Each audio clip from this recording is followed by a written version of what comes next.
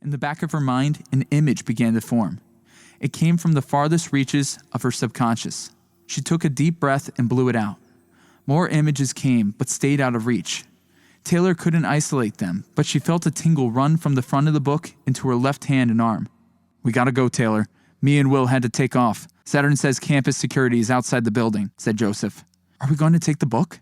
"No," said Joseph. He put his gloves back on, took the book from Taylor, and set it in the case. With the case back on the shelf, Taylor adjusted her goggles and followed Dmitri out into the hall. "Hurry up, or you'll have company real soon," said Mikai when Taylor turned her radio back on. They stepped into the hall. Taylor was momentarily blinded by the bright lights. "Wait, you guys!" yelled Shen. "I haven't turned off the motion sensors. Get back to the stairwell. I'm going to trigger some of the other motion sensors in the building. They won't know which one to go to." Taylor ran down the hall and pulled down her goggles. This night wasn't supposed to turn out this way. "They've alerted campus security. There's a guard coming in your direction." "Which hall is he coming down?" asked Talia. "Go back down the hall the way you came. He's coming right towards you." Talia spun around and took off back down the now well-lit hall. "Shoot," Dmitri said. "We've tripped another sensor." "To your right is a small set of service stairs," Shen said. Alarms were going off in other parts of the building. Taylor tried to focus on Shen's voice. "The door's locked." Joseph jerked on the knob. Talia shouldered him aside and went to work on the lock. Within moments, they took off up the stairs, 2 at a time. "We lost control of the cameras," said Mikai. "They know where you are. Keep your heads down and get to the roof." "Where is the roof access?" Taylor could hear the panic in her own voice. "It's in the west side tower. Go to the top of the staircase. There's a ladder attached to the wall. At the top will be a hatch that opens to the roof." Taylor paused to catch her breath at the top of the stairs and pulled on her goggles. After Talia moved up the ladder, Taylor grabbed the cold metal and began to ascend. "I'm going to cut the power for the whole building." Shen's voice came loud and clear through Taylor's earpiece. Talia disabled the lock on the small hatch and climbed out. Taylor felt the frigid wind as she crawled onto the roof. She hid in the shadows as they moved away from the door. Dmitri and Joseph were right behind her. "Saturn, what do we do now?" asked Dmitri into his radio. "It won't take them long to figure out where we are." "We're working on it as fast as we can," responded Mikai. "Stand by." Joseph went back to the small door in the tower and gently opened it. After a moment, he made his way back to the others. "Did we give them the slip?" said Taylor. "I'm not sure. I think I heard them," said Joseph. "Where are they, Shen?" asked Talia. "They're 2 levels right below you, but working their way up in your direction." "There aren't many hiding places up here, Saturn," said Joseph. "What does Mr. Ryan want us to do?" "Give us a minute, will ya?"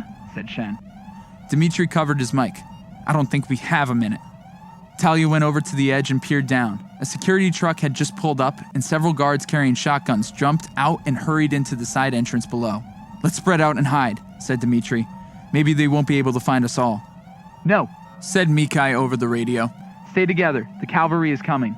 The 4 moved deeper into the darkness, away from the hatchway.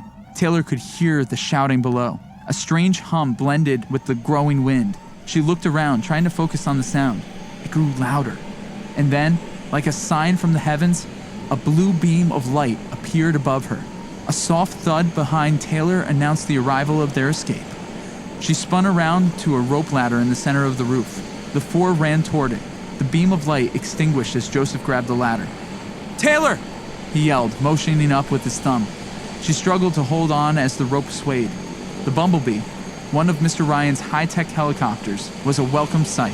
Strong arms pulled her in, and she scooted out of the way as Dmitri crawled in behind her. The chopper began to lift away as Talia and Joseph were pulled to safety. Taylor glanced over her shoulder to see the hatch door open, and 2 armed security guards stare blankly into the darkness. Golden Sapphire is dazzling in its simplicity and soul-stirring wisdom. It is a self-help novel about the spiritual growth of Taylor Schaefer and Austin Davis, 2 students who are given the opportunity of a lifetime when they are invited to join the mysterious Ascension training program. From southwestern Colorado to the Antarctic, from the Tree of Life to the depths of hell, Rex Ryan has written the most trying existential questions on life, love, and the separation of self and other into fiction. Follow Austin and Taylor as they work their way up the ladder of spiritual ascension and learn how to sacrifice themselves to save one another and the world at large. With directly applicable wisdom and healing methods, Golden Sapphire is the 3rd book of the revolutionary self-help fiction series, Golden Copper.